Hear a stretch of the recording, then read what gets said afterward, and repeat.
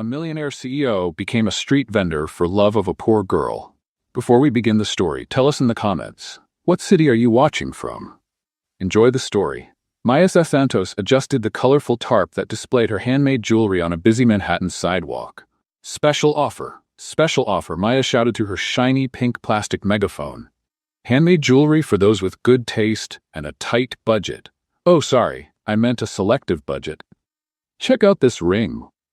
Maya held up a gold-colored piece with a turquoise stone. Perfect for when your mother-in-law comes over for dinner and you want to show some class without spending the kid's inheritance. A woman stopped and picked up the ring to take a closer look. How much is it?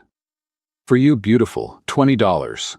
But if you promise to wear it at your next family dinner, I'll do $15 and throw in a bracelet for free. While wrapping up the sale, Maya didn't notice Henry Sterling storming out of the Sterling Luxury Building. His high-end company took up 3 full floors of the tower next door. Mr. Sterling, his personal assistant Jennifer tried to keep up with his long strides, about the meeting with the Japanese. Cancelled, Henry said, not slowing down.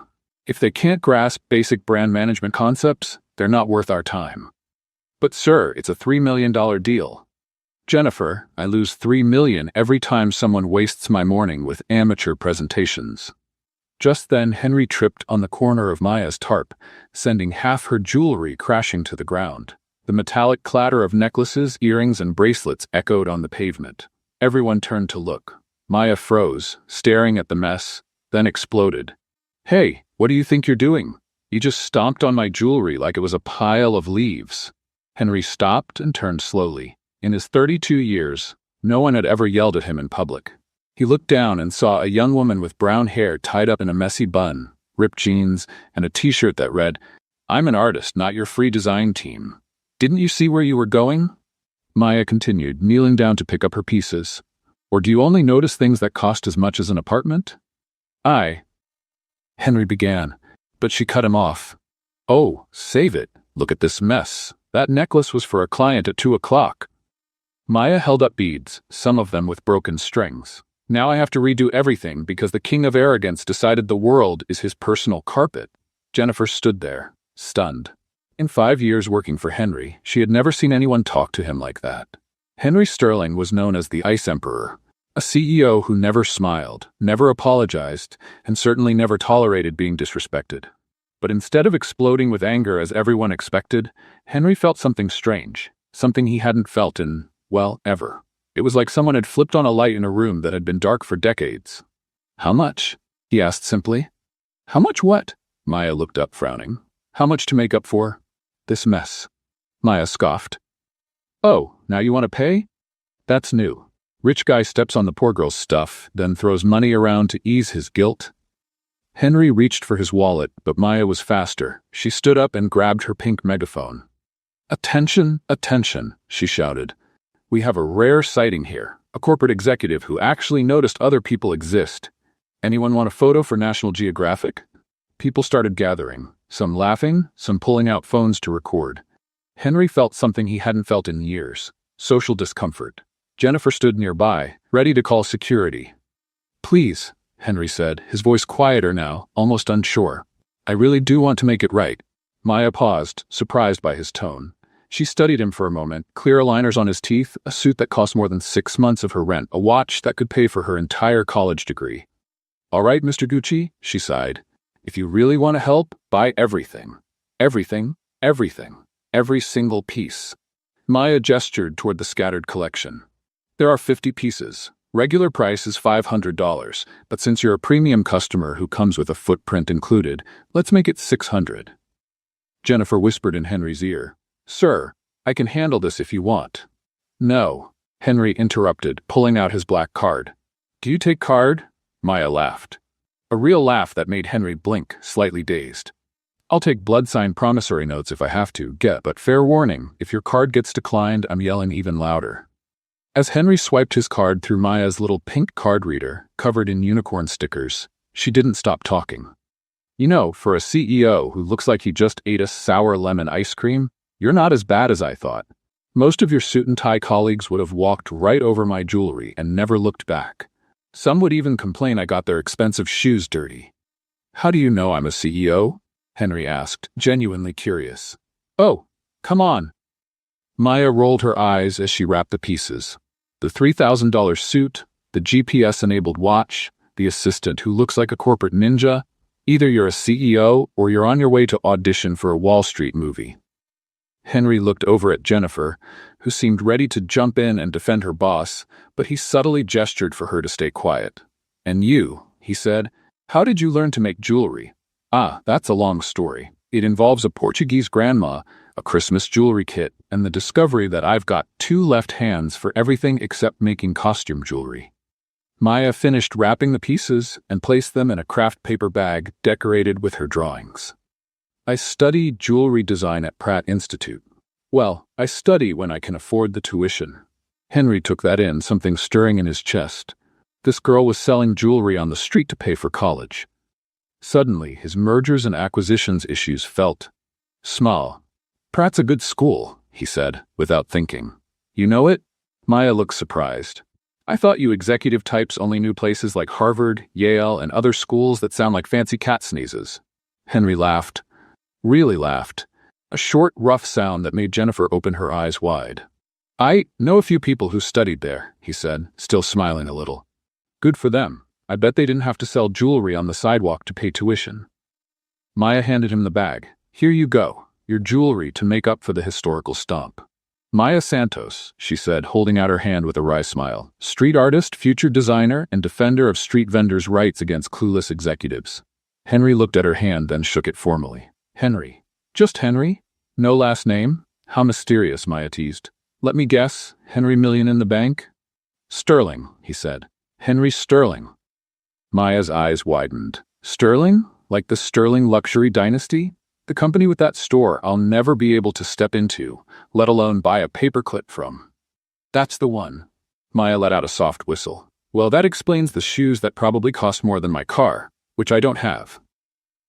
For a moment, they just looked at each other. Henry felt odd, like he was seeing his life from the outside for the first time. Jennifer cleared her throat quietly, reminding him he had 2 meetings waiting and a conference call with Tokyo.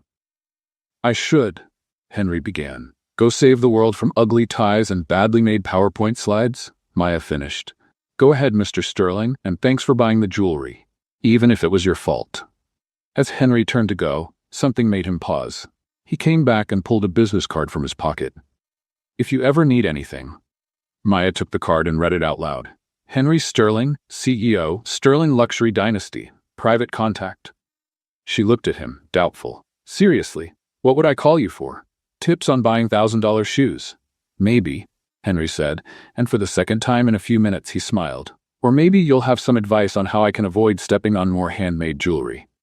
First tip, look down once in a while. The world exists below the eye level of corporate giants. Henry nodded, storing that away along with a strange feeling in his chest he couldn't quite name. As he walked back to his building, carrying a bag of handmade jewelry, and with Maya's sarcastic voice still echoing in his ears, he didn't notice that Jennifer was mentally recording every second to report later to HR. What he also didn't notice was that Maya slipped the business card into the front pocket of her jeans, instead of tossing it out like she usually would with anything related to arrogant executives. And Maya grabbed her canvas and walked away, bouncing with happiness for having sold all her pieces. And Henry? Henry went back to his office on the 47th floor, placed the bag of jewelry on his mahogany desk, and spent the next 15 minutes staring out the window, thinking about lively brown eyes, wild hair, and a pink megaphone. For some reason he couldn't explain, the Manhattan view had never looked so interesting. The next morning, exactly at 7 o'clock, Henry Sterling was hiding behind a hot dog stand, watching Maya arrange her jewelry with the same energetic spirit as the day before. He had spent the whole night thinking about that meeting, replaying every sarcastic word she had said, every animated gesture. Mr. Sterling? Jennifer appeared beside him, clearly confused. You have a meeting with the board in 15 minutes. Cancelled, Henry muttered, adjusting his sunglasses and the baseball cap he had bought in Times Square at 6 in the morning. His first purchase from a store that cost less than $100 in, well, ever. But sir, Jennifer, I need a day off. A day? Excuse me? You heard me. A day off. Take the rest of the day too, with full pay. Jennifer blinked, thinking maybe she had fainted on her feet and was dreaming. Are you all right? Did you eat something bad? Do you have a fever? Henry waved her off with a vague gesture, turning his attention back to Maya, who was now shouting through a pink megaphone. Attention, Manhattan workers. Your wedding rings are calling. They want some friends for when you forget where you left them after happy hour. Taking a deep breath, Henry crossed the street and walked up to Maya's stand. He had practiced his approach all night. Nothing too forward, nothing that gave away who he really was. Just Harry, a regular guy. Good morning, he said, trying to make his voice sound casual. Maya looked up and froze for a second. Henry had a moment of panic, thinking she recognized him, but then she smiled. Not the sarcastic smile from the day before, but something friendlier. Hey, you came back, she said, putting down the megaphone. Don't tell me you broke all the jewelry and need more. No, Henry laughed nervously, touching the brim of his cap. I just was in the neighborhood and thought I'd see how you were doing. Maya crossed her arms, tilting her head. Really? The almighty Henry Sterling was in the neighborhood? What neighborhood do you think this is, Park Avenue? Uh-oh. She recognized him. Actually, Henry said quickly, I'm Harry Smith. Do you know that Henry Sterling guy? I work as an accountant. Well, I did. I'm unemployed. Maya studied him for a long moment. Henry started sweating under the cotton t-shirt he had bought in a rush, another new experience. When was the last time he wore cotton? Harry Smith, Maya repeated slowly. Unemployed accountant. Exactly. That's why I'm here, getting a feel for life outside the office. Maya threw her head back and laughed. Oh, that's a good one. And I'm Maya Rockefeller, heiress to a peanut fortune. I didn't. Man, you tried, but look. Maya pointed at him from head to toe. First, that cap still has the tag hanging from it. Second, that shirt still has fold lines like it just came off the shelf. And third, she took his hand. Your hands are softer than mine after using hand cream. Henry looked at his hands, betrayed by his weekly manicures. All right, you got me, he admitted. But I really just wanted to, get to know you better? As Henry Sterling or as Harry Smith, the unemployed accountant? As both? Neither? I don't know. Henry ran his hand through his hair, messing it up more than he meant to. Look, I've never done this before. Done what? Pretended to be a regular person? Talked to someone without a meeting agenda or contract involved, Henry admitted, surprised by his own honesty.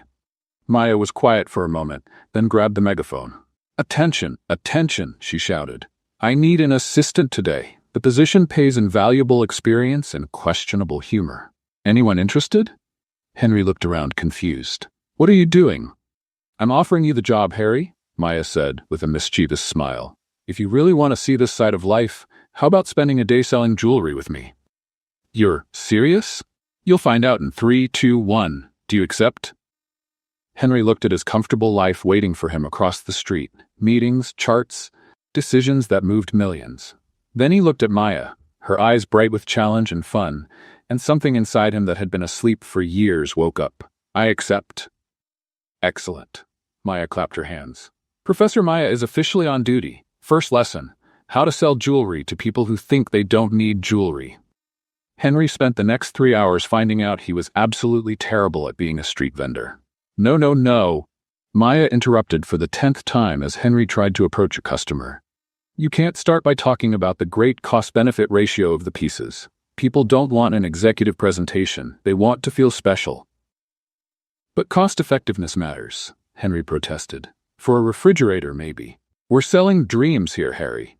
Passion, romance, that feeling that today they're Beyoncé, even if tomorrow they go back to being accountants. The next customer approached, a woman in her 40s, eyeing the jewelry with some suspicion. Go on, champ, Maya whispered, giving Henry a little push. Hi, Henry began, already sweating. Would you like to see our items? The woman raised an eyebrow. Maya covered her face with her hands. Items? Maya shouted. Items? Oh my goodness, are you selling car parts now? Sorry, Henry turned to the customer. What I meant was, these pieces, chosen, special, might bring out your beauty? The woman started to walk away. Wait, Maya jumped in front. What my friend is trying to say is that we have the perfect piece for you. See these earrings? They give off the exact same powerful energy you do. I bet you're the kind of woman who walks into a room and everyone knows not to mess with you. The woman paused, intrigued. How did you know? Honey, I know a boss when I see one. These earrings? They were made for women who don't wait for permission to shine. And guess what? They're on sale today. Because between us, they've been waiting for someone like you. The woman bought 3 pairs of earrings. After she left, Henry looked at Maya with admiration. How did you do that? It's about connection, not just a transaction, Maya explained. People want to feel seen, understood. You were talking at them, not with them. Wow, you should give executive talks. And get paid $2,000 to put a room full of CEOs to sleep? No thanks. The day went on, and Henry slowly got better. At one point, he was even using hand gestures while explaining to a young woman why the necklace she was looking at was perfect for that first date when you want to impress, but not look like you're trying too hard. You're learning. Maya cheered when the young woman walked away with the necklace in a gift bag. This is more fun than I expected, Henry admitted. At work, everyone agrees with me. Here, I have to win each person over. Welcome to the real world, Harry Smith, unemployed accountant who somehow knows all about sales strategies and office ergonomics. Henry blushed. I read a lot. Of course you do. Let me guess, your favorite reading is quarterly reports and market analysis? Hey, I read fiction too, Henry defended himself, knowing full well the last non-work thing he read was an operations manual from their last acquisition. What kind of fiction? You know, with characters and storylines. Maya laughed so hard she almost knocked over the jewelry. Harry, sweetheart, that's the most basic definition of fiction I've ever heard. What's next? You'll tell me you like music with beats and melodies? I do like music with beats and melodies, Henry said seriously, making Maya laugh even harder. By mid-afternoon, they'd found their rhythm. Henry drew people in with his trustworthy look, even in cotton clothes. And Maya closed the sales with her natural charm. Surprisingly, they sold more in one afternoon than Maya usually sold in 2 days. You've got talent, Maya said as they counted the money. Too bad it only kicks in when you stop thinking in spreadsheets. And you've got a gift for sales any company would love. Thanks, but I'm not looking to become a corporate robot like you. Well, like you used to be, Harry. Henry laughed. You were closer the first time. They were packing up the last of the jewelry when a group of men in suits walked by, and Henry caught pieces of their conversation. Sterling canceled everything today. Assistants freaking out. Never happened before. Maya didn't seem to notice, but Henry swallowed hard, imagining the chaos he'd left behind. So, Maya said, closing her last box, what did you think of your first day as a street vendor? It was. Henry paused, searching for the right word. Freeing. Wow, big word for an unemployed accountant, she teased. Maya, can I ask you something serious? Sure, but I charge for therapy sessions. Why did you let me help today? You knew I wasn't being honest about who I am. Maya was quiet for a moment, then shrugged. Everyone deserves a second chance.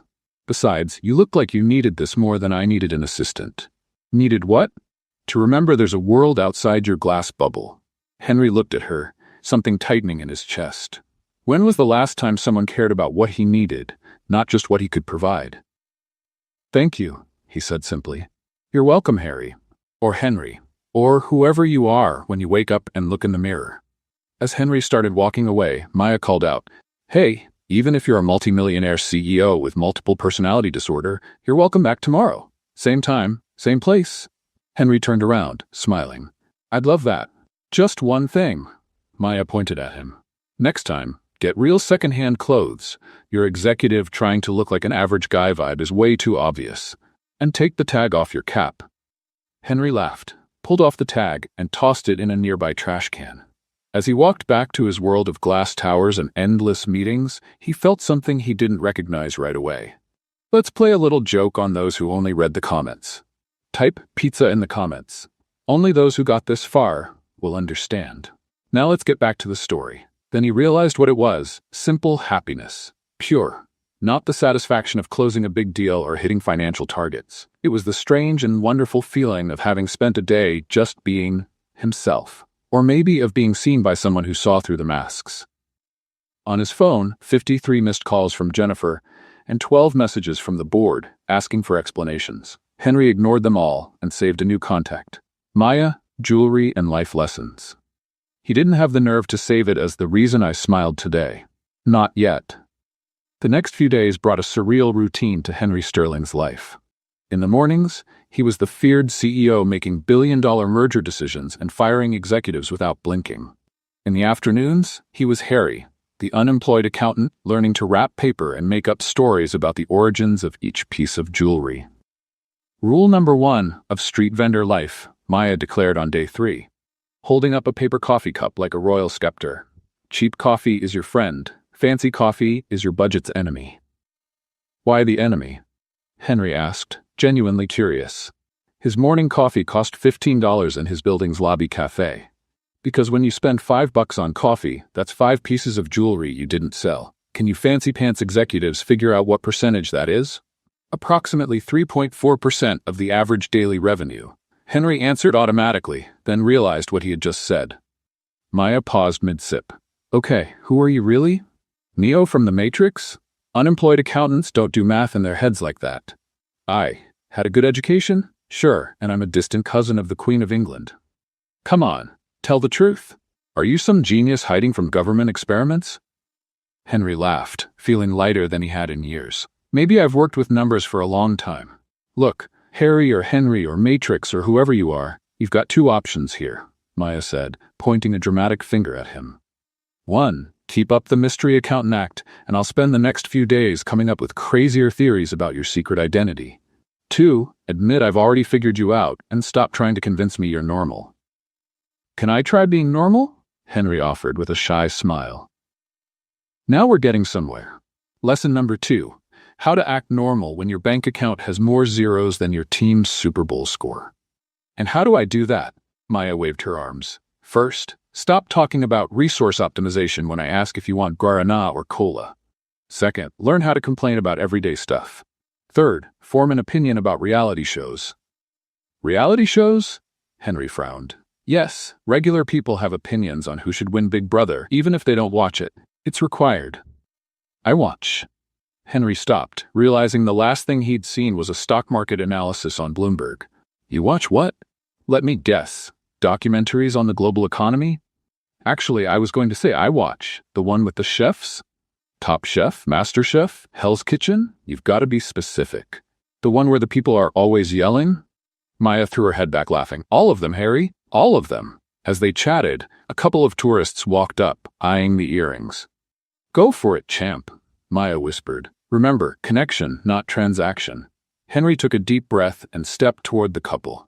Hi, these earrings would look great on you. See how they match your eyes? And look at this coincidence, he improvised. They were inspired by the street art just around the corner. The couple looked in the direction he pointed, then back at the earrings. And you know what's most interesting? Henry went on, surprising even himself.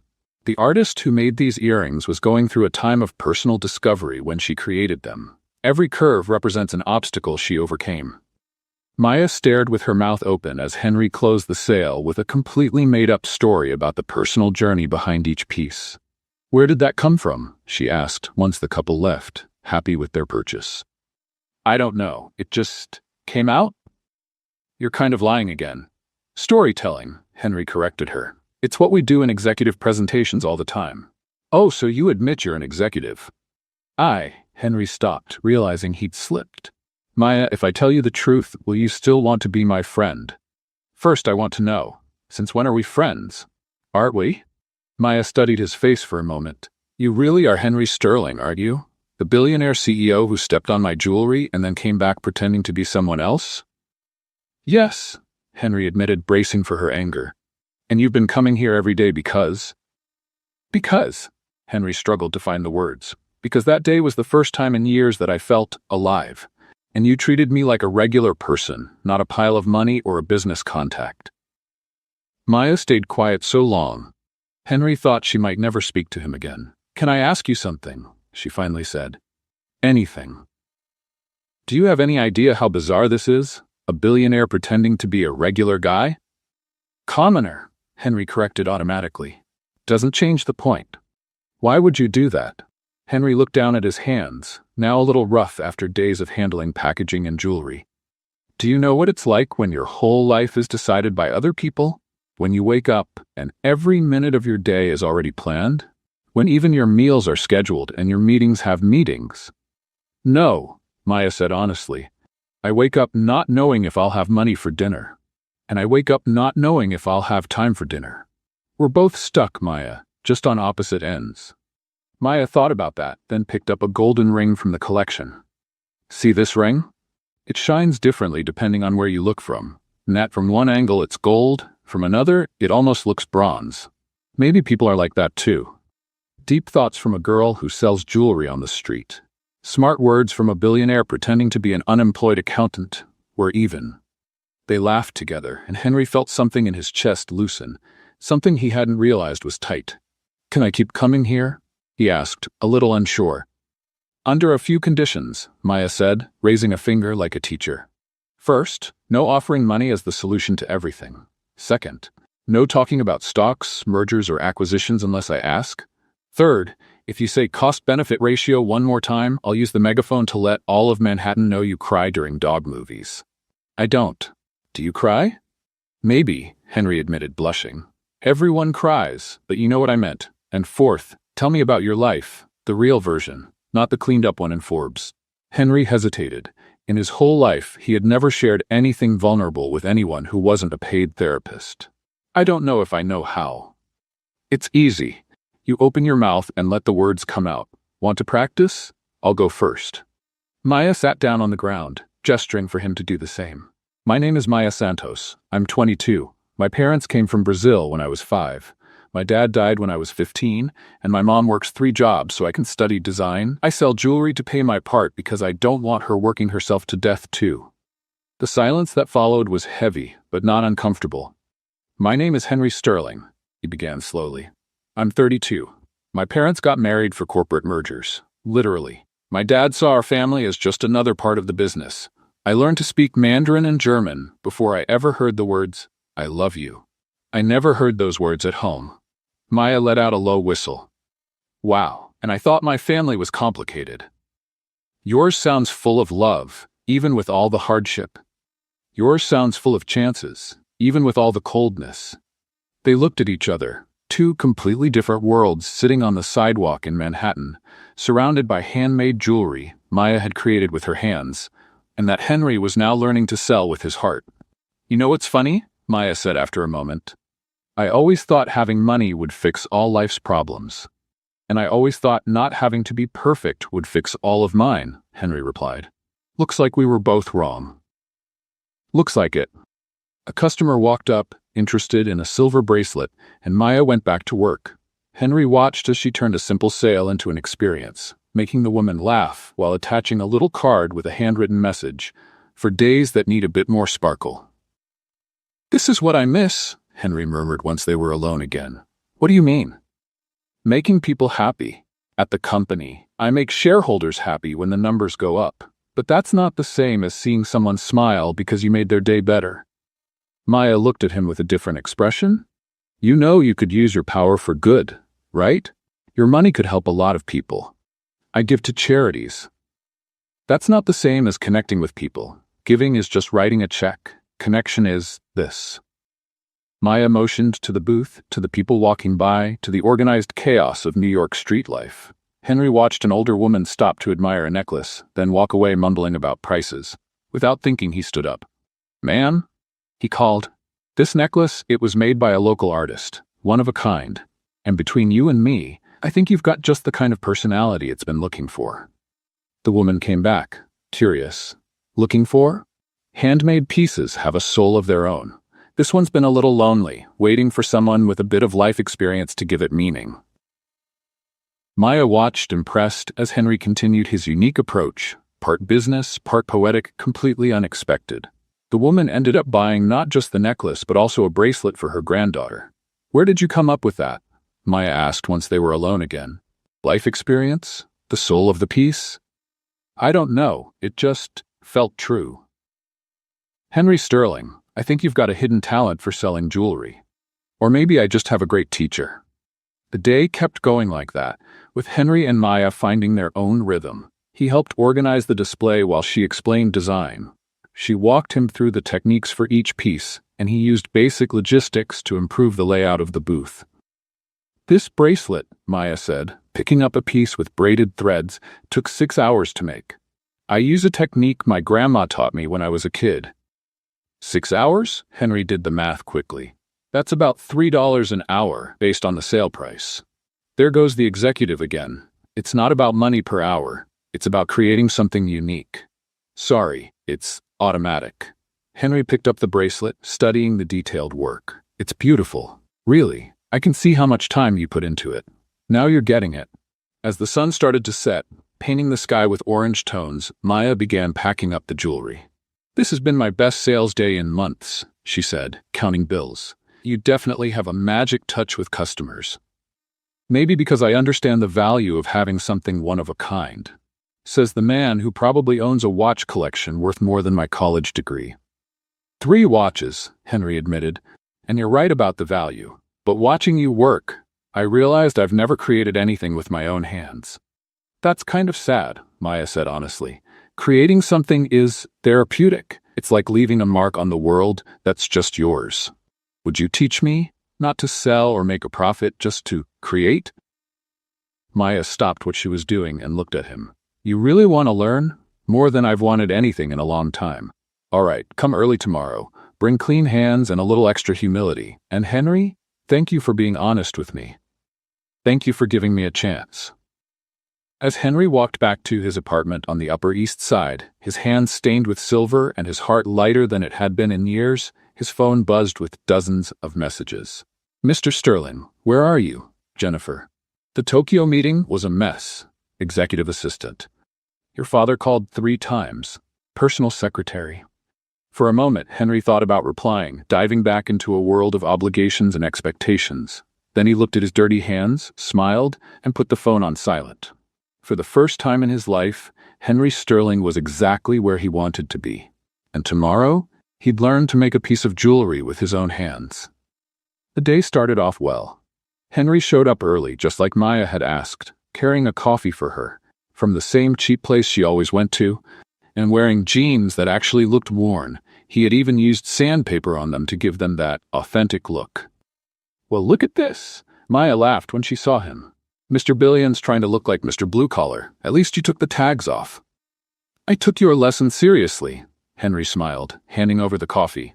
Ready for my first jewelry making class. Maya had brought a small box with basic tools, pliers, silver wire, colorful beads, and a few small stones. Let's start with something simple, a basic bracelet. It's harder than it looks, she warned, showing him how to hold the pliers. If I can negotiate with Japanese shareholders, I think I can bend a piece of wire, Henry said confidently. 20 minutes later, he had 3 fingers with small cuts, a mess of tangled silver wire, and 0 progress. Okay, maybe it is like negotiating with Japanese shareholders, he admitted, defeated. The difference is, you can't delegate to an assistant, Maya laughed, helping untangle the mess. First rule of jewelry making, patience. The metal doesn't care about your schedule. As they worked, a familiar figure came into Henry's view. Jennifer, his assistant, was walking briskly down the sidewalk, her face set with professional determination. Uh-oh, Henry whispered. What's wrong? Maya followed his gaze. Who's that woman who looks like she swallowed a ruler? My assistant. Oh. Maya set the megaphone aside. Busted? Before Henry could answer, Jennifer had spotted him. Her pace quickened, her heels clicking on the pavement like a countdown. Mr. Sterling. Her voice sliced through the air like a sharp blade. Passers-by stopped to watch. Are you selling handmade jewelry? Henry stood up slowly, still holding Maya's tools. Jennifer, I can explain. The board is in an emergency meeting. 3 pending deals, 2 company presidents waiting on a callback, and you're here playing. She waved toward Maya's stand. Hippie vendor? Hey, Maya stood up too.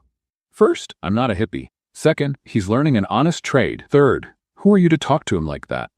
Jennifer looked at Maya like she was a stain on expensive clothing. I'm his executive assistant.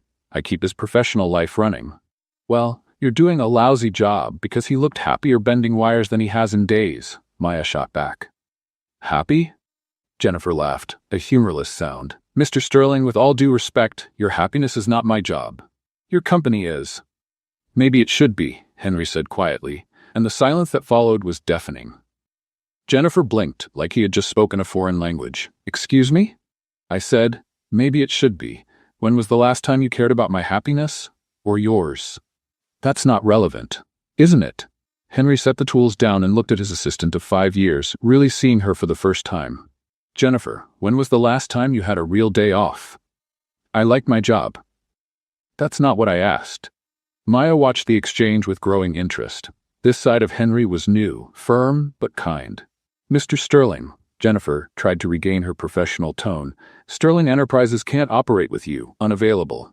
It did yesterday when I was here. It did the day before. Maybe it's time we asked if I really need to micromanage every decision. Your father called. Jennifer played her strongest card.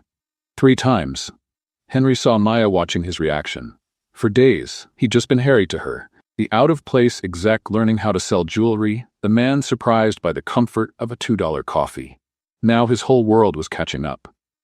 Tell my father I'll call him at 3 this afternoon, Henry said calmly, and reschedule all meetings until tomorrow. Sir? That's not a request, Jennifer. His assistant looked from Henry to Maya, then back to Henry. Something in her expression shifted. Recognition, maybe? Or resignation? Very well, she said, but you'll have to answer for this to the board. I've always had to answer to the board, Jennifer. I always will. But today, I'm learning something else. Jennifer turned to leave, then paused and looked at Maya. Take good care of him. He's more important than you realize. After she left, Maya turned to Henry. So your dad keeps calling, the board's waiting, and I've got the CEO of a multi-million-dollar company learning to make bracelets in my booth. Does that change anything? Maya studied his face for a long moment. Honestly, I don't know, but I want you to answer one question, totally honestly. Okay. Why are you doing this? And don't say to feel alive. I need a real answer. What's going on in your life that made you come here? Henry sat down on his little makeshift box, looking at his hands.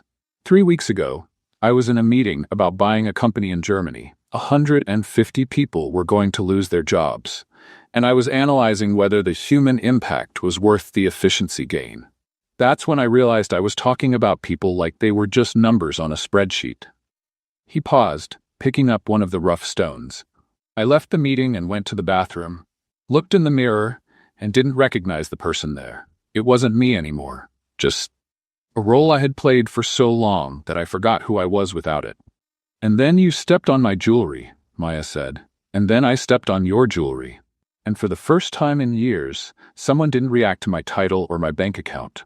You reacted to me, to the man who was being a complete jerk. Maya sat down beside him. Henry, I get what it's like to feel stuck in a life that doesn't make you happy. God knows there are days I work 3 jobs and still can't pay all the bills, but you have choices I can only dream of. And that's what kills me, Henry said. I have all these choices and somehow I pick the most miserable one, then pick a different one. Is it that simple? Nothing is simple. But yes, that's the choice. They sat in silence for a moment before Henry asked, Can I keep learning how to make jewelry? On one condition. What's that? The next time your robot assistant shows up, you introduce her to me before she starts with the whole Mr. Sterling this, Mr. Sterling that. And maybe buy her a coffee too.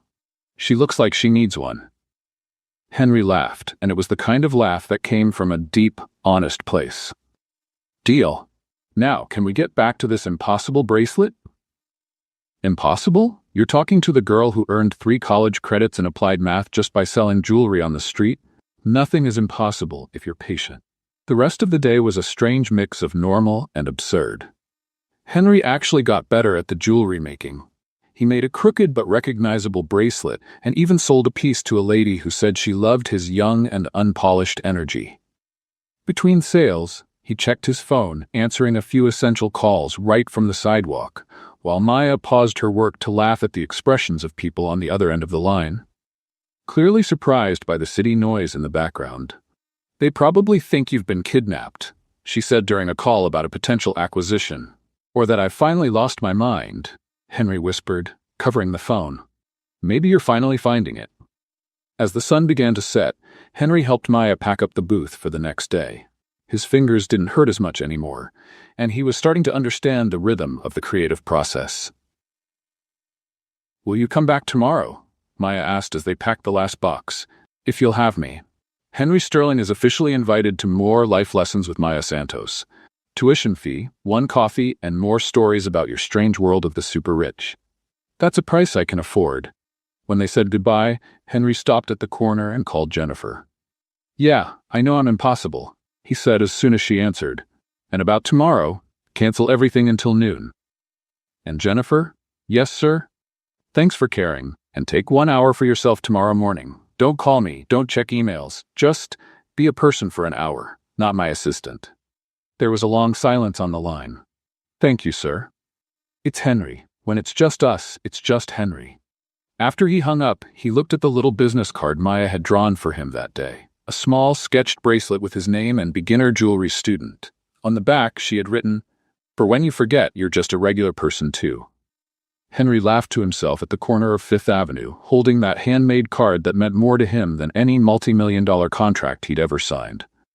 Back at his 3-bedroom apartment overlooking Central Park, he put the card in his wallet, right next to his corporate ID. 2 worlds, 2 versions of himself. For the first time, it didn't feel like a betrayal. It felt like growth. The board meeting was held on the 50th floor of the Sterling Tower.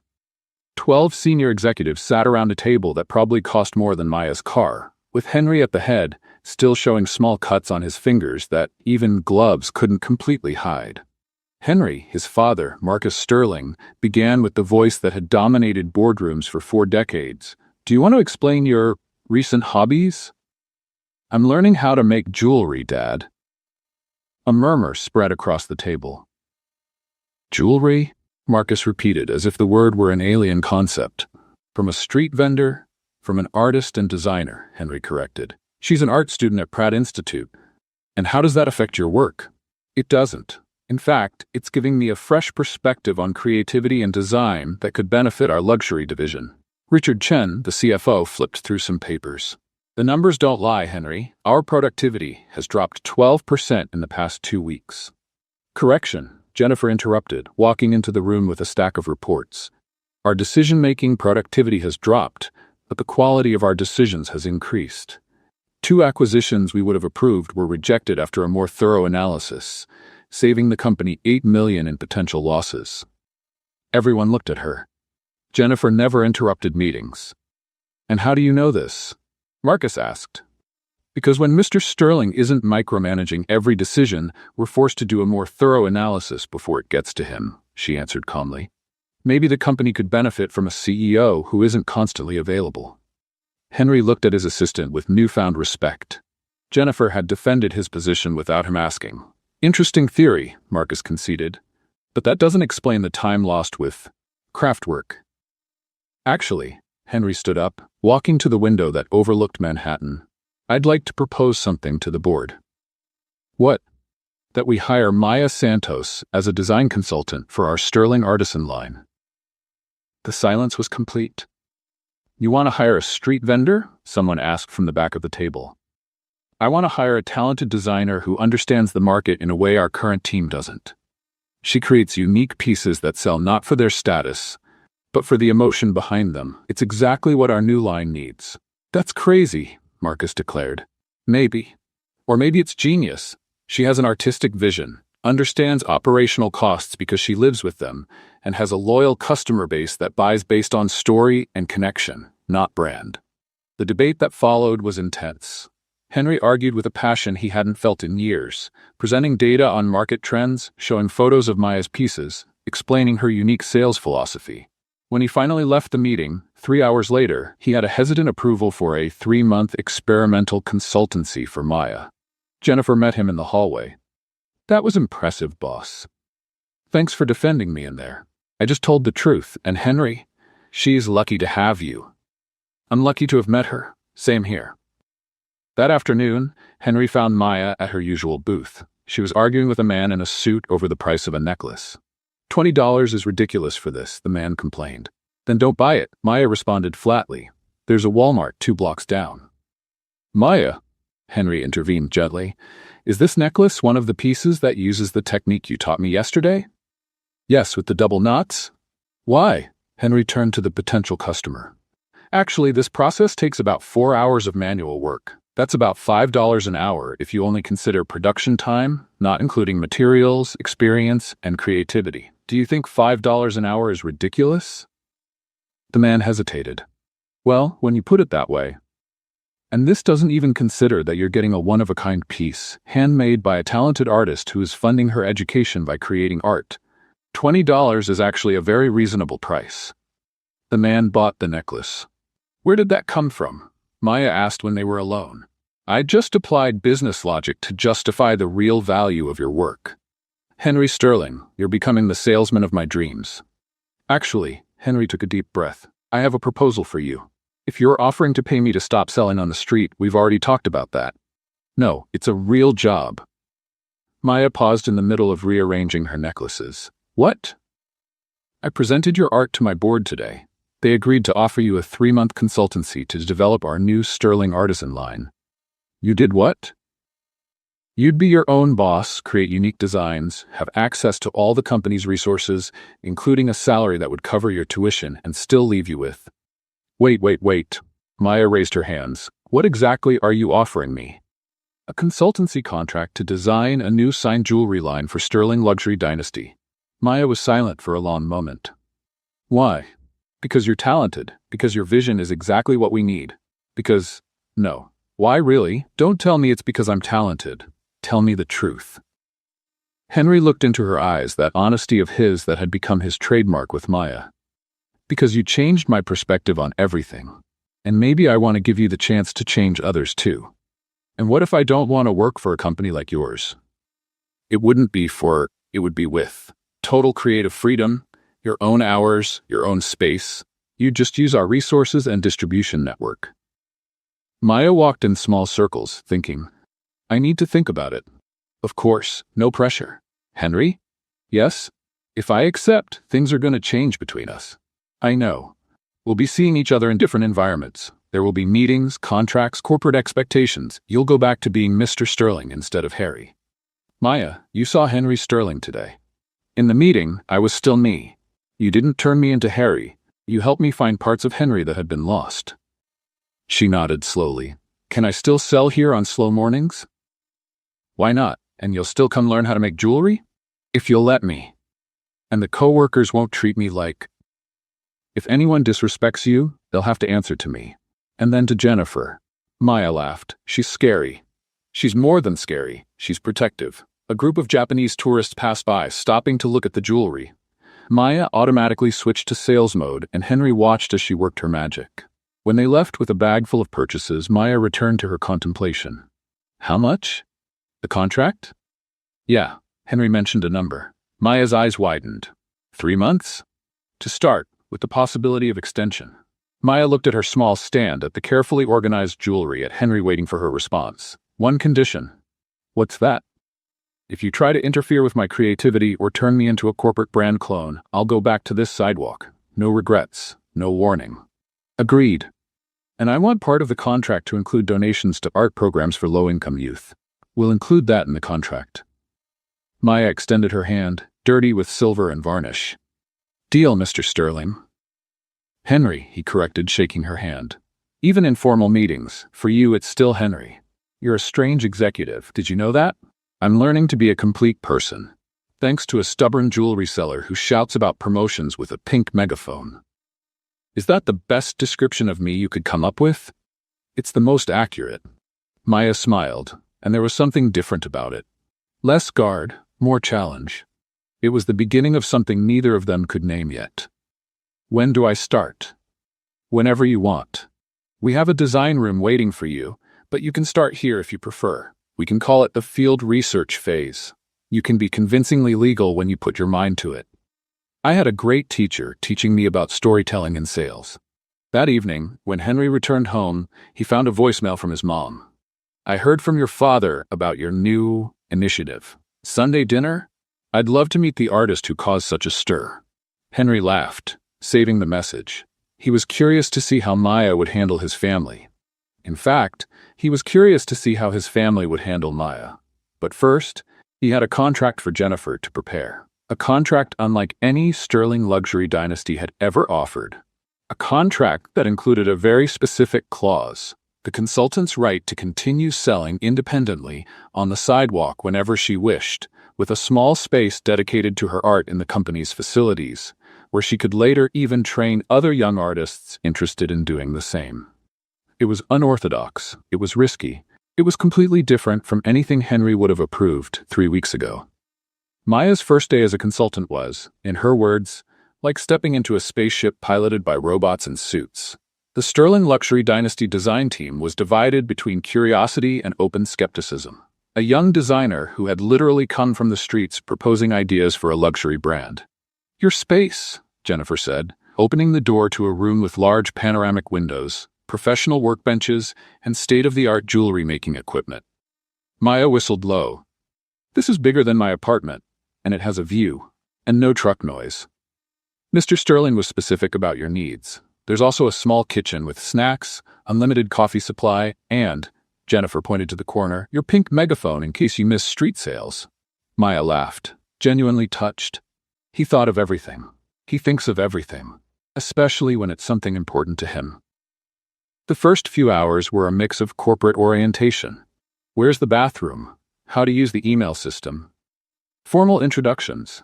Maya Santos, our new design consultant, with varying tones of false politeness and pure experimentation with the new materials. Henry showed up in the late afternoon, finding Maya surrounded by sketches, tools scattered around, and 3 different prototypes. "How's your first day in the corporate world?" he asked. "Weird, exciting, a little scary, and I'll be honest." She held up a precision tool. "These things are on another level.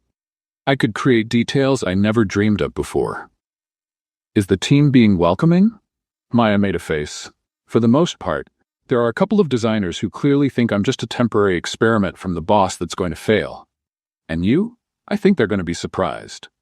A knock on the door interrupted the conversation. Jennifer entered, her expression more serious than usual. "Mr. Sterling, your father is here, and he brought company?" "Miss Victoria Wellington." Henry froze. "Victoria? Who's Victoria?" Maya asked, noticing the immediate change in the room's atmosphere. Jennifer hesitated, looking at Henry. "Victoria is a long story," Henry said diplomatically. "A fiancé," Jennifer clarified without diplomacy. "A future fiancé. Engaged by his father 6 months ago." "What?" Maya exploded. "It was more of a business alliance than a marriage," Henry tried to explain quickly. "It's not official. I never agreed to it formally." "But you also never publicly denied it," Jennifer added. "And now she's in the lobby with her father and a team of advisors." Maya rubbed her face with her hands. "Okay, let me see if I got this straight. You're pretending to have a fiancé?" "More like tolerating family plans for an advantageous merger marriage," Henry murmured. "In English, please." "It's a business marriage my father is forcing. 2 family companies. It would create an empire, a strategic merger." "And do you have an opinion on that?" "Yes," Henry answered firmly. "I think it's outdated and ridiculous. But Victoria is a good person who's also being pressured by her family. We kind of made a silent pact to delay it indefinitely." "Until now," Jennifer commented. "It seems like the parents are getting impatient." Maya stood up suddenly. "Okay, I need to process this. You have a business fiancé walking in here right now, and I'm here making jewelry while you're doing what exactly? Avoiding answering why you're still single?" "Maya? No. You know what's funny? I thought you were different, that you were really changing. But this is what rich people do, right? They play with other people's lives to close deals. It's not like that." "So what is it? Explain, Henry. And this time, the whole truth." Henry looked at Jennifer, who discreetly left the room, closing the door. "Victoria Wellington is the daughter of the owner of Wellington Diamonds. Our parents went to school together, always talked about merging the companies. When my grandfather died, he left a clause in his will about strengthening family alliances. My father took that as a green light to arrange my marriage." "And you agreed to that?" "I prolonged it. I avoided it. I made excuses. Victoria did the same. We've met a few times, made it clear to each other that we were pawns in our parents' game. We agreed to drag it out until our families gave up." "And has it worked so far?" "So far." Maya walked around the room, processing it. "How much longer do you plan to keep this charade going?" "I don't plan on keeping anything. I'm going downstairs now to clearly tell them there's not going to be any marriage." "Because of me?" "Not because of you. Because of me. Because I'm tired of letting other people decide my life. Because for the first time in years, I've felt like I'm in charge of my choices." Maya stopped, looking directly at him. "Are you sure about that?" Because it seems like a big decision to make because of a few sidewalk jewelry lessons. It's not because of the jewelry lessons, it's because of who I've become since I started going to those lessons. A long silence filled the room. Okay, Maya finally spoke. Let's go. What? I'm coming with you. I want to meet this business fiancé and see how this works. Maya, this could get complicated. My whole life is complicated, Henry. I'm just saying that if you're going to break with the traditions of your glass world, you shouldn't do it alone. And if I don't like what I see, then I'll have learned something important about you. And what if I can't face my father? Maya grabbed her purse. Then I'll do it for you, and you'll still have learned something important about yourself. Here's the translation in a casual, simple, and clear style. When they reached the lobby, Marcus Sterling was in full CEO mode, talking to a well-dressed blonde woman who was clearly Victoria. Next to them was a team of assistants with tablets and a group of press members who had apparently been alerted. Ah, finally, Marcus said when he spotted Henry. Victoria's been waiting. Victoria turned, and Henry immediately saw the panic in her eyes. She didn't want to be here any more than he did. Henry, she said carefully, what a surprise to see you. Victoria, he replied formally, then looked at Maya. I'd like to introduce Maya Santos, our new design consultant. Victoria extended her hand politely, but Maya didn't shake it immediately. Instead, she looked directly at Marcus Sterling. So, you're the father who arranges marriages, she said bluntly. The lobby went silent. And you are? Marcus asked, raising an eyebrow. The reality your son is learning about, and also the person who's going to say what everyone here is too afraid to say. Maya, Henry tried to intervene, but she kept going. This marriage is a farce. If you look into their eyes, you'll see two people who would rather be anywhere else. And if your companies depend on a forced marriage to thrive, maybe the problem is with the businesses, not with the kids. With all due respect, one of the assistants said, you don't understand the complexities of... Complexities? A man and a woman being forced to marry for a brand merger is complexity? Maya turned to Victoria. Sorry for being blunt, but do you want to marry him? Victoria blinked, nervously looking around before answering. It's complicated. It's simple. Yes or no? No, Victoria finally admitted quietly. And you?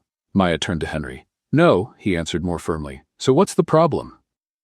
Marcus Sterling was red with anger. The situation is not as simple as you make it sound. There's generations of planning, agreements, expectations. Expectations made by who? Maya shot back. By you, the parents, who decided that your kids are extensions of the business? That love and compatibility are luxuries rich people can't afford in the name of profit? Miss Santos, Marcus said in his most intimidating voice, I'd suggest you improve your understanding of how family businesses work before. Dad, Henry interrupted, his voice echoing through the lobby. Enough. Everyone turned to look at him. Maya's right. Victoria and I don't want to get married. We never did, and it's time to stop this charade.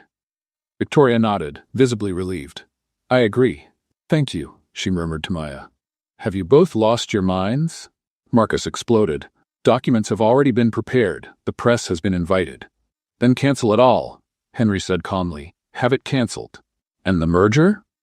We'll find other ways to collaborate commercially if it makes sense, but not through a forced marriage. Victoria turned to her own group of assistants.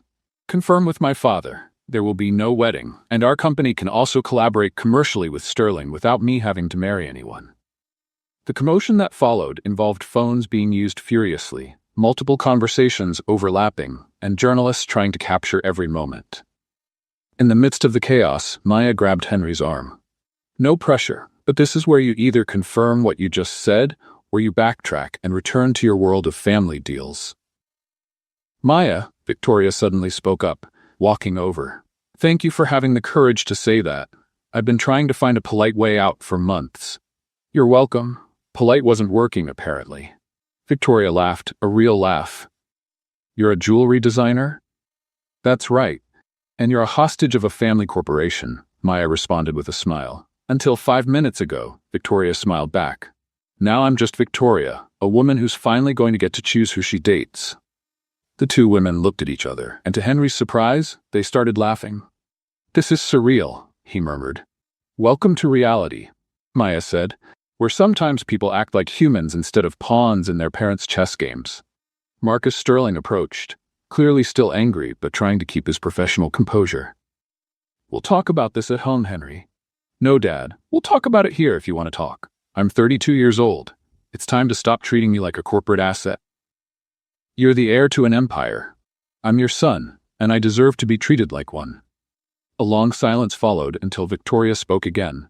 "Mr. Sterling, with all due respect, maybe it's time we consider collaborations based on merit, not forced marriage. Our companies could work together as allies, not a family merger." Marcus studied the daughter of his old business partner. "Maybe you're right," he reluctantly admitted. "And you," he turned to Maya, "clearly have an influence on my son. If you're responsible for all these changes, I hope you're ready to deal with the consequences."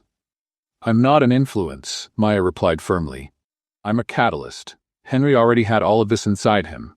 He just needed a reason to let it out." With that, the most impossible situation Henry had ever faced was resolved. Not with shouting or firings or threats, but with raw honesty and a jewelry salesperson who refused to play the game of appearances. When they finally returned to Maya's office, she sank into her chair, exhausted. "That was intense," she admitted.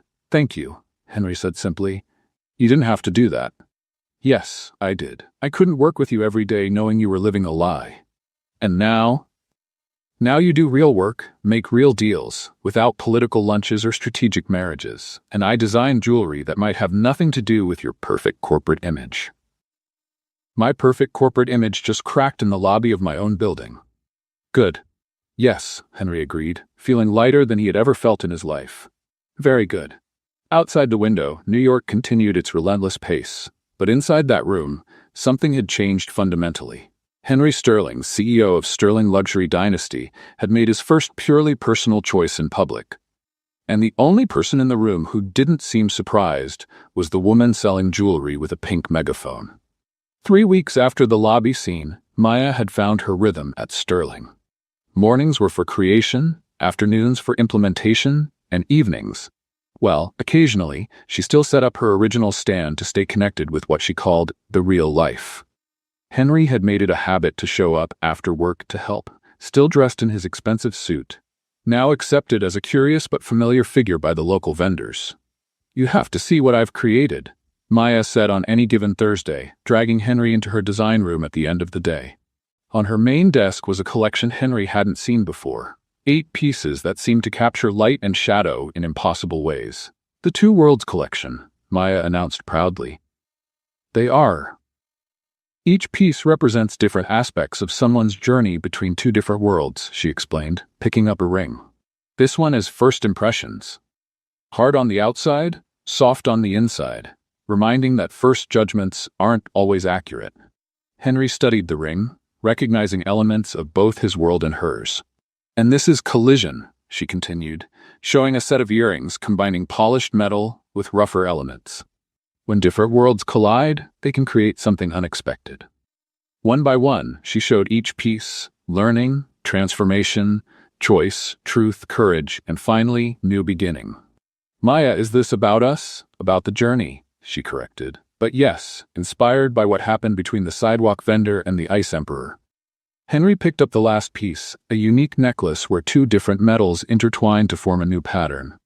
"You're an extraordinary artist," he said with genuine admiration. "And you're an inspiring model for the Before and After series," she laughed. "Can I ask you something?" "Always." "If this collection is a success, what changes?" Maya sat at her work desk. "Honestly, I don't know. I've never had a platform like this for my art. Sterling has international distribution, premium marketing, luxury market reach. You'll become famous, maybe, or maybe it'll be a total failure and I'll go back to the pink megaphone." "It won't be a failure. You believe in me a lot. I believe in what I see, and what I see is that you have something our industry lost: authenticity." Maya studied his face, something changing in her expression. "Henry, there's something I need to tell you." "What?"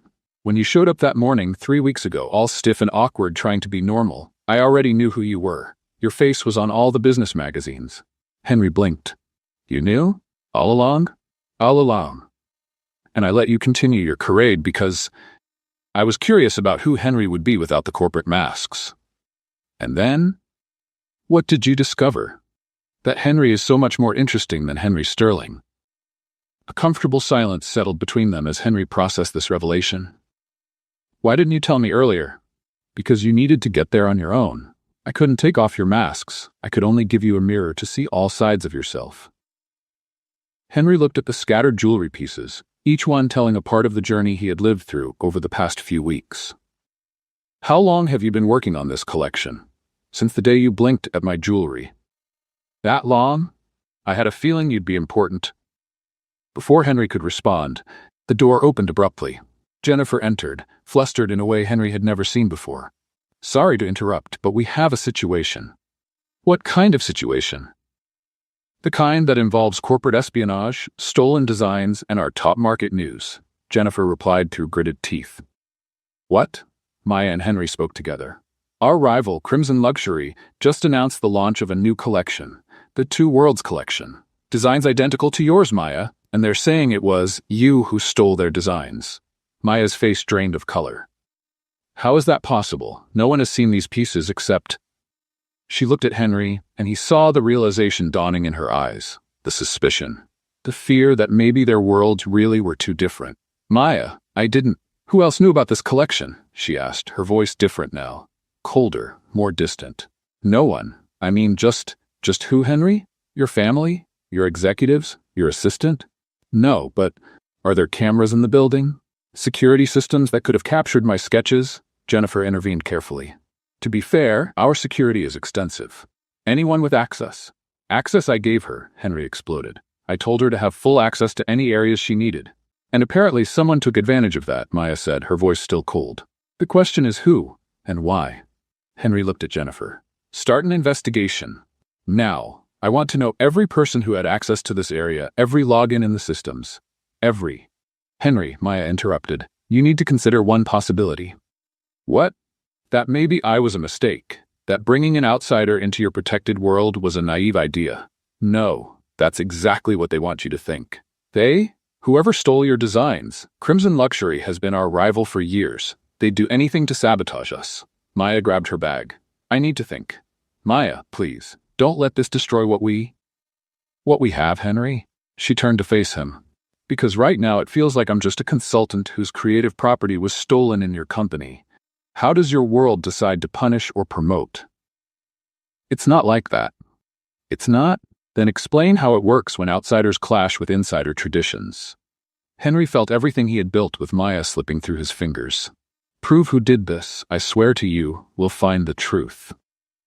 And what if the truth is that your corporate world will never accept me, that I'm always going to be the street vendor who doesn't belong? Then we change the world, Henry said with quiet conviction. Maya paused at the door, or maybe I just go back to mine. After she left, Henry and Jennifer were silent. She has a point, Jennifer said hesitantly. Corporate espionage usually comes from the inside, someone with privileged access. Then find them. I don't care what you have to do or how much it costs. Henry? Yeah? You're in love with her. It wasn't a question, and Henry didn't try to deny it. Yeah, he admitted, and I'm not going to lose her over some corporate thieves who think they can destroy what we've built. Then let's fight back. How? The same way we always fought back, by the legal rules, but also being smart about them. And Henry? Maybe it's time to consider who really has your loyalty in this company. Alone in Maya's design room, Henry looked at the Two Worlds collection. Each piece represented a journey he and Maya had taken together. And he wasn't going to let anyone, corporate rivals, family pressure, or Maya's own insecurities destroy that. Picking up his phone, he called someone he hadn't spoken to in years, Victoria Wellington. Victoria? It's Henry. I need your help with something unofficial, and it involves finding out what Crimson Luxury really knows about security systems. Sometimes, he thought, you have to use every connection you have, even ones that came from traditions you just rejected. Let's make a joke for those who only read the comments. Type Coca-Cola in the comments. Only those who got this far will understand. Now let's continue the story. The war to protect Maya and the future they could have had only just begun. The corporate war, Henry declared, lasted only 3 days before exploding in the press in a way no one had predicted. Look at this, Jennifer said, throwing magazines onto Henry's desk on Monday morning. The headlines ranged from CEO Sterling's romance with employee to design scandal, romance or theft. The worst one was a grainy but recognizable photo of Henry and Maya laughing together at her street booth, with the caption, "Billionaire plays commoner while corporate secrets are leaked." "How did they get this photo?" Henry demanded. "The revelations just keep getting worse," Jennifer continued. "Crimson leaked emails supposedly from you to the press, suggesting that you gave Maya privileged access for personal reasons." Henry felt his anger rising. "Emails I never sent." "Obviously forged, but convincing, and there's more." "What more could there be?" "Maya was photographed leaving the building yesterday with a box. The media is interpreting it as resignation or dismissal. Speculation ranges from a broken romance to money laundering." Henry immediately grabbed his phone, dialing Maya. Voicemail. "She hasn't answered since yesterday," Jennifer gently informed him. "Where is she?" "I don't know. She hasn't responded to messages and wasn't seen at her usual booth this morning." A cold chill settled in Henry's stomach. "Find her. Use any resources necessary. Hire a private investigator, whatever it takes." "I've already done that. They're reporting back in an hour." "What about the investigation into the leak?" "Victoria found something interesting. There's an IT employee who made a suspicious deposit 3 days ago. Nathan Rodriguez, he's been here for 2 years. Bring him here, now." While waiting, Henry tried to understand how everything had fallen apart so quickly. In less than a week, Maya had gone from creative partner to, what, a fugitive? A suspect? Nathan Rodriguez entered the room 20 minutes later, sweating profusely. "Mr. Sterling, I can explain, then explain, and be very careful with your next sentence. I received an offer, $50,000 to copy some files and make sure certain people had access to the systems." "Which people?" "Crimson Luxury, but it wasn't to steal designs. They said they just wanted market information." "And you believed them?" Henry's voice was dangerously low. "They paid me more in 1 week than I make here in a year, sir. I have a family, just like all the people whose jobs you've put at risk, including Maya." "About that," Nathan hesitated, "there was more to the deal." "Go on." "They asked me to install specific monitoring software in her room. Not just files, but," he swallowed hard, "temporary cameras, to photograph work in progress." The silence that followed was suffocating. "You're telling me," Henry spoke each word distinctly, "that you facilitated direct visual espionage on her designs?" "Yes, sir." "And then you sold that information to the press to create a scandal?" "No, I think it was Crimson. I was just passing information to them. I didn't know they would." "You didn't know?" Henry exploded. "You invaded an employee's privacy, sold her work, and now you're acting like you're the victim?" "Mr. Sterling, I'm sorry." "Save your apologies. How are you going to fix this?" I can testify against Crimson. I have emails, recordings of the negotiations. They threatened my family if I didn't cooperate fully." Henry studied the man in front of him, pathetic, scared, but maybe useful. "Jennifer, call our lawyers. We're suing Crimson for corporate espionage and invasion of privacy, and get protection for Nathan's family." "Yes, sir." "As for you," Henry turned to Nathan, "you will cooperate fully, and when this is over, you're fired, but with a recommendation letter that will ensure you find work elsewhere." "I thank you, sir." "Don't thank me. Do your job. And Nathan, if you lied about anything you just told me, I will personally ensure you never work in tech again." After Nathan left, Henry sat heavily in his chair. "Now we need to find Maya," he told Jennifer, "before the press makes this even worse." At that moment, his phone rang. Unknown number. "Henry Sterling." "Mr. Sterling?" The voice was familiar but distant. "This is Maya's mother." Henry's heart stopped. "Where is she? Is she okay?" "She's not okay, but she's safe. She came home yesterday, very upset. I've never seen her like this." The voice trembled. "Please, can I speak with her?" "She said she doesn't want to talk with anyone from the company. But I thought you should know. The news, they're saying terrible things about my girl." "None of that is true, ma'am. Your daughter is talented and honest. We are the ones who failed to protect her work." Can I trust you to take care of my Maya?" "I'd give anything to be able to do that." A long silence followed, then a sigh. "She said something about going back to street sales. Like maybe she belongs there, not in your world. Could you pass a message to her?" "Maybe. Tell her we're fighting to prove the truth. Tell her. Tell her she was right about the two worlds colliding. But that doesn't mean they can't exist together." "I'll try." After hanging up, Henry felt more lost than he ever had. Every decision he'd made since meeting Maya seemed to have led to this moment. Her hurt and running, him fighting alone against a system he should have known how to navigate. "Henry," Jennifer said hesitantly, "you might need to consider making a public statement." "Saying what?" "That I fell for an employee and accidentally exposed her to corporate warfare. Maybe saying that you believe her. Publicly, no matter what it costs you politically." Henry stared out the window at the city. Somewhere out there, Maya was doubting everything they had built together. "Prepare the statement," he decided, "and schedule a press conference. If we're going to fight, let's fight openly. What if it backfires? Then I'll go down fighting, but I'm not going to let Maya think she's alone in this." But as Jennifer went off to organize the conference, Henry couldn't shake the feeling that something was missing. The timing of the leak, the precision of the media attack, the way everything aligned. Picking up the phone again, he called Victoria. "I need one more favor. Something you're not going to like." "What now, Henry?" "I want you to investigate my own company. Not externally. Internally. Someone knew exactly when and where to hit, and Nathan isn't smart enough to orchestrate all this on his own." "Are you suspecting someone inside your inner circle?" "I'm suspecting everyone, because right now, the only person I trust completely is the one who doesn't want to talk to me." "Okay, but Henry?" "Yes. If this is about more than business for you, you need to prepare for the possibility of losing everything. Not just the company, everything." Henry looked at the photo of Maya on his screen, still smiling from that first day when she called him the king of arrogance. "I already lost what matters most. Now I just want justice for her." "Then, let's get it." But as she hung up, the question lingered at the edge of his mind.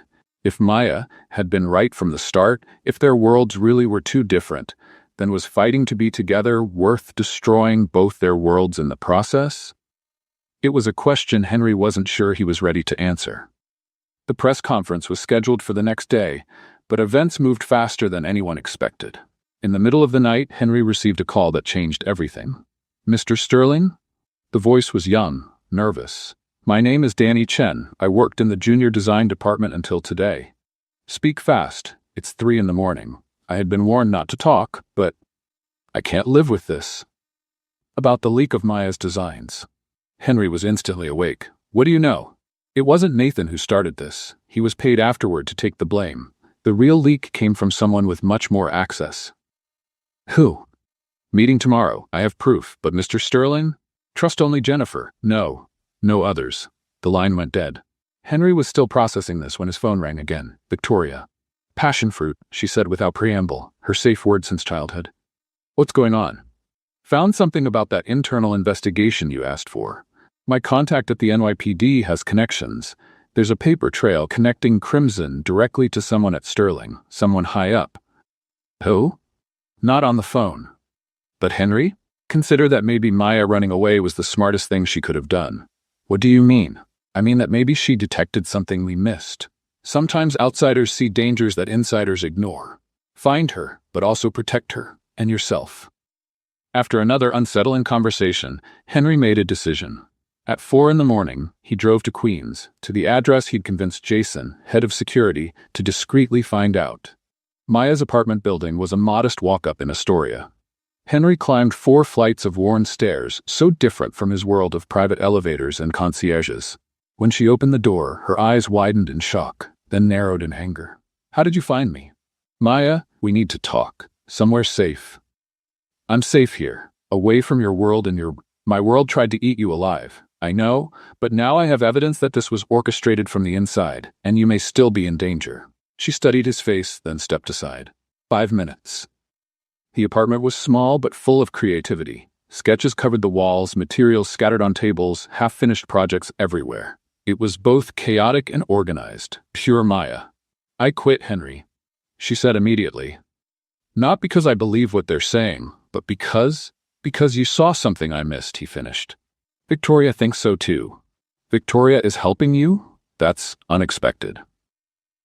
"Many things have been unexpected lately, including realizing that Henry stopped. That I fell in love for the first time in my adult life, and that it took a corporate conspiracy for me to realize it." Maya's expression softened, then hardened again. Convenient timing. Horrible timing. Perfect honesty. She walked to her window, looking out at the city view. You know what's funny? I spent weeks saying our worlds were too different. Then for a moment, I thought maybe I was wrong. Now I see I was right, but not for the reasons I thought. What do you mean? I thought the problem was money, class, background, but the real problem is power, and who has it, and what they'll do to keep it. Your world doesn't just eat people like me, it turns people against each other. Maya. No, let me finish. I saw something last week. Nathan was getting instructions not just from Crimson. There was someone else, someone who knew exactly when I'd be working on certain designs, someone who could predict my schedule. Henry felt his blood run cold. Who?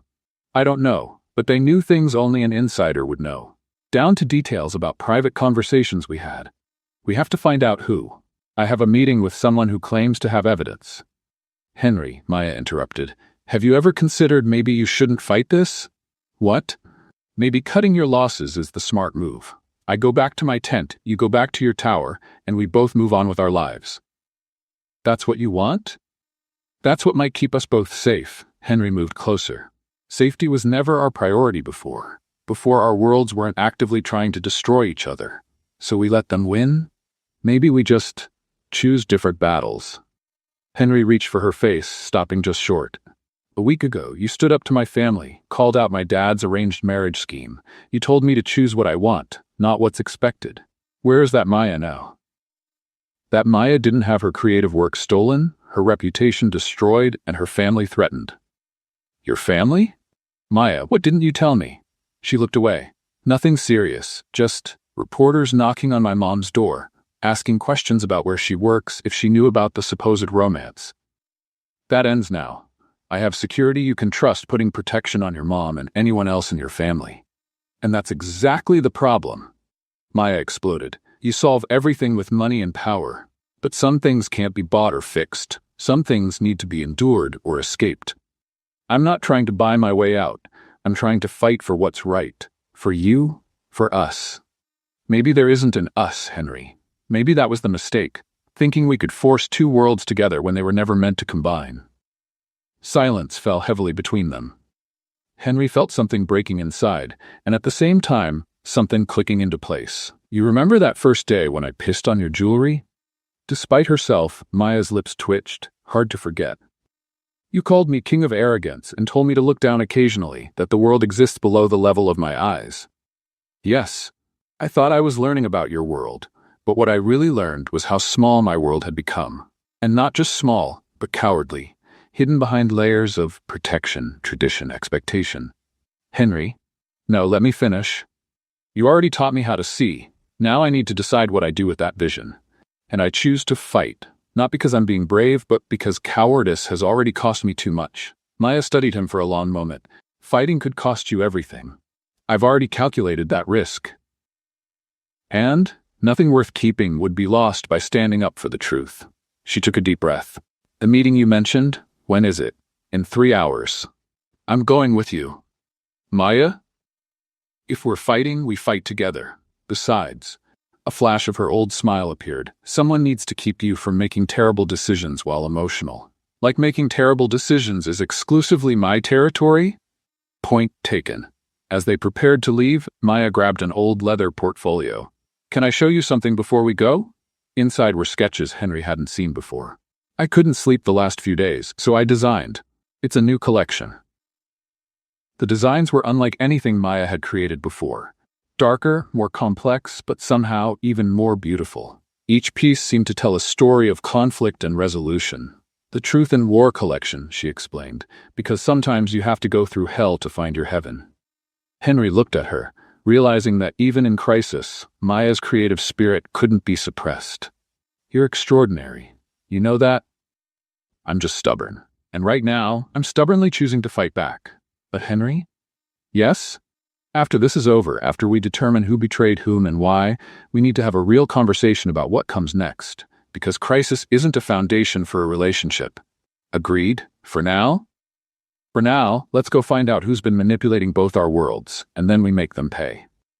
As they left her apartment, dawn was breaking over New York.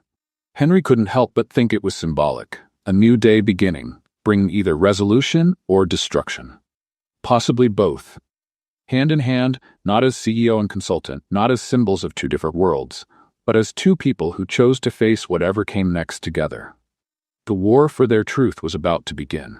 The meeting was set at a 24-hour cafe in Brooklyn. Danny Chen had chosen a table in the back, constantly looking over his shoulder. Henry and Maya arrived early, taking positions at opposite corners to observe suspicious movements. "Mr. Sterling?" Danny approached hesitantly at 6:47 a.m., a briefcase under his arm.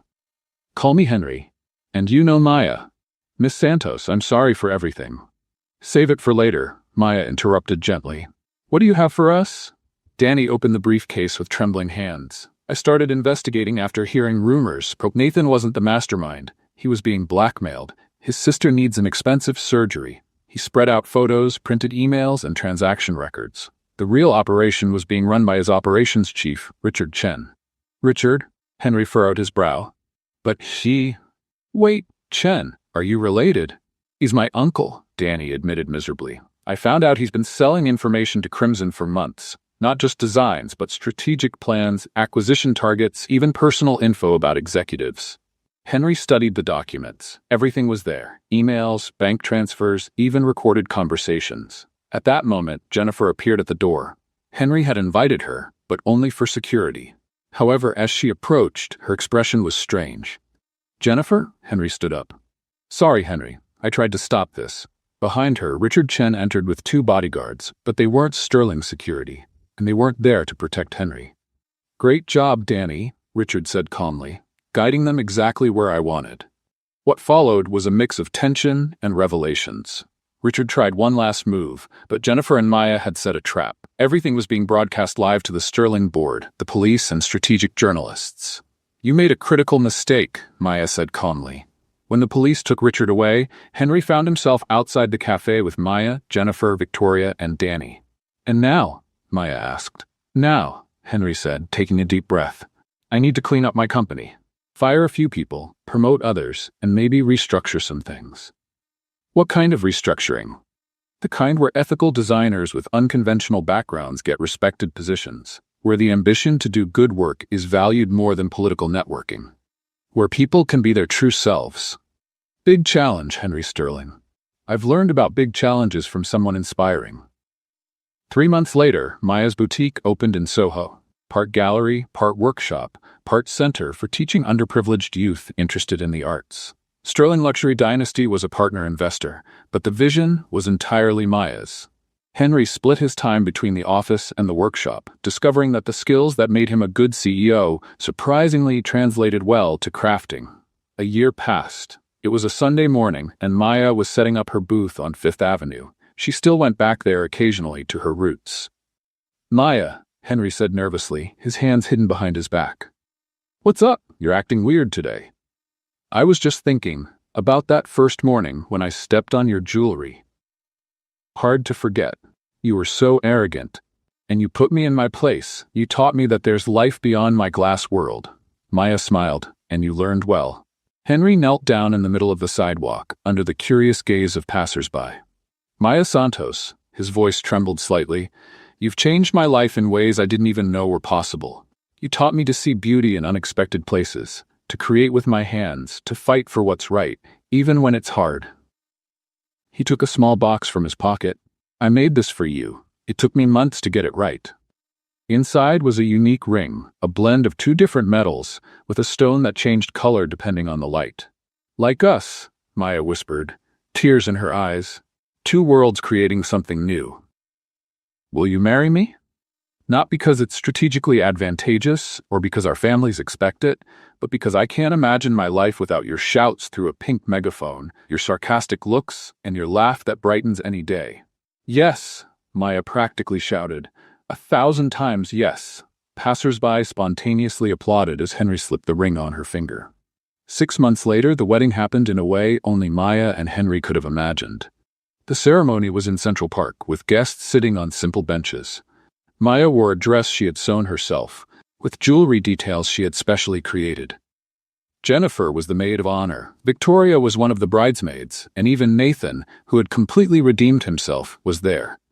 The most magical moment was when Henry pulled out a pink megaphone during their vows. "Attention, attention!" he shouted, perfectly imitating Maya. "We're offering a special promotion today. If you find your true love, it's on sale." Maya laughed so hard she almost dropped her bouquet. "Forever?" she whispered once she calmed down. "Forever," Henry confirmed. "With workshops, street sales, board meetings, late-night laughs, and impossible projects." When they kissed, fireworks exploded in the sky, a surprise from Jennifer. At the reception, Maya grabbed her megaphone one last time. "Thank you all for coming to celebrate the moment when a billionaire CEO learned that the best treasures are priceless. And a jewelry saleswoman discovered that some executives are worth teaching," Henry added. And so, under the New York sky, two people who started with colliding worlds ended up dancing together, creating their own music, their own dance, their own happily ever after. What did you think of the story of Maya and Henry? Leave your thoughts in the comments. On a scale of 0 to 10, what rating would you give it? Don't forget to subscribe to the channel and turn on the notification bell to keep up with all our stories. Also, feel free to check out more emotional stories by clicking here on the final screen.